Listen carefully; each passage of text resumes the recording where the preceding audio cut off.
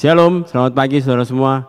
Kembali kita bertemu dalam Renungan Episode Family. Pada pagi hari ini, saya beri judul Sadar dan Kesadaran dengan Integritas.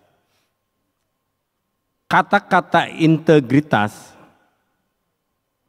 ini menjadi satu kata yang sangat sulit untuk melakukannya, terutama di akhir-akhir saat ini, karena kata integritas ini menjadi satu hal yang menjadi barang langka. Sikap dari integritas ini menjadi barang langka. Menurut Kamus Besar Bahasa Indonesia, integritas diartikan mutu, sifat atau keadaan yang menunjukkan kesatuan yang utuh sehingga memiliki potensi dan kemampuan yang memancarkan kewibawaan kejujuran. Saya teringat dengan satu slide, kalau nggak salah slide yang pertama dalam ibadah raya di 30 September 2024, di mana Bapak Gembala menyampaikan sadar dan kesadaran. Namun apakah para pembicara termasuk saya sudah hidup dalam kesadaran penuh? Jawabannya belum tentu. Betul, saya juga pasti akan menjawab jawabannya pasti belum tentu. Lalu kalau begitu apa yang dapat dilihat pada kehidupan para pembicara firman?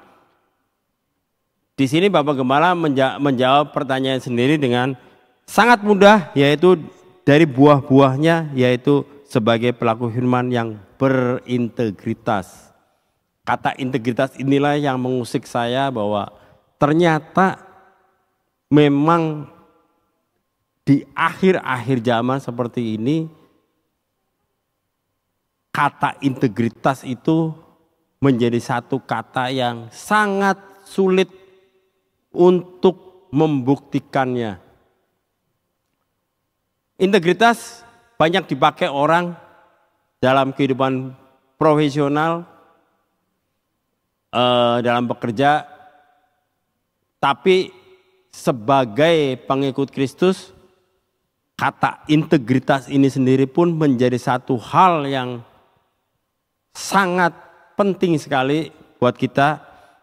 Dan saya ambil satu hal di mana contoh dari integritas adalah soal kisah Daniel. Daniel sudah tahu bahwa dia pada saat Raja Nebukadnezar menyampaikan aturan bahwa semua orang pada saat terdengar bunyi-bunyian, dia harus menyembah patung yang dia buat, patung dewanya. Dan apabila tidak menyembah, maka akan dimasukkan dalam perapian yang menyala-nyala. Daniel tahu hal itu. Daniel juga tahu bahwa itu akan beresiko kalau dia melanggar. Daniel dan kawan-kawan juga tahu apabila melanggar, resikonya untuk orang awam, orang biasa pasti kematian.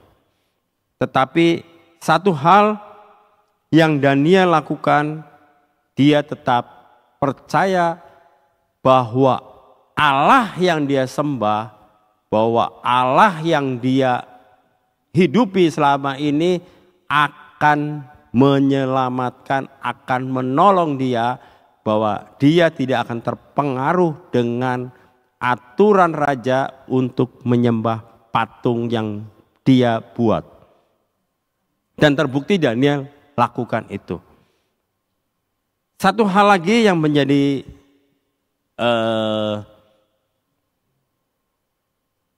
apa yang Raja Daniel lakukan di hadapan raja ya. Di ayat Daniel 3 ayat 15, sekarang jika kamu bersedia demi kamu mendengar bunyi sangkakala, seruling, kecapi, rebab, gambus, serdam, dan berbagai-bagai jenis bunyi-bunyian sujudlah menyembah patung yang kubuat itu. Tetapi jika kamu tidak menyembah, kamu akan dicampakkan seketika itu juga ke dalam perapian yang menyala-nyala. Dan dewa manakah yang dapat melepaskan kamu dari dalam tanganku? Itu statement dari Raja Nebukadnezar. Tetapi di ayat yang ke-16 Daniel, lalu Sadrak, Mesak dan Abednego menjawab Raja Nebukadnezar, tidak ada gunanya kami memberi jawab kepada tuanku dalam hal ini. Satu sisi jawaban dia menjadi jawaban yang sangat menghina raja pada saat itu. Tetapi itulah nilai integritas yang Daniel berikan. Karena dengan integritas itu orang akan berbeda. Seorang pengikut Kristus sangat kental dengan tuntutan bahwa dia harus berintegritas. Bahwa dia harus punya kelebihan, kualitas mental, kualitas kejujuran, kualitas tanggung jawab yang lebih dibanding yang lain.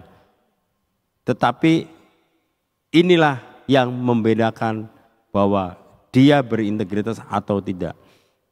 Karena itu pada pagi hari ini, mari kita belajar dari sikap Daniel dan kawan-kawannya ini bahwa hal berintegritas menjadi satu hal yang sangat penting, yang menjadi hal yang menjadi prioritas pada saat ini, di mana orang akan melihat siapa kita. Kalau kita hidup dengan penuh dengan integritas, pasti orang akan melihat bahwa memang berbeda seorang pengikut Kristus dengan orang pada umumnya. Inilah perbedaannya yang membuat nama Tuhan akan senantiasa dipermuliakan. Mari kita berdoa. Tuhan Yesus, terima kasih. Kami bersyukur pada pagi hari ini kembali kami belajar Tuhan. Sadar dan kesadaran dengan berintegritas ini Tuhan. Hikmat-Mu senantiasa penuh atas kami sehingga kami mampu Tuhan. Dan terlebih Tuhan, kami punya satu keberanian Tuhan. Mampukan kami untuk kami punya perbedaan di atas yang lain. Terima kasih Tuhan. Dalam nama Tuhan Yesus kami bersyukur. Haleluya. Amin. Selamat pagi. Tuhan Yesus memberkati.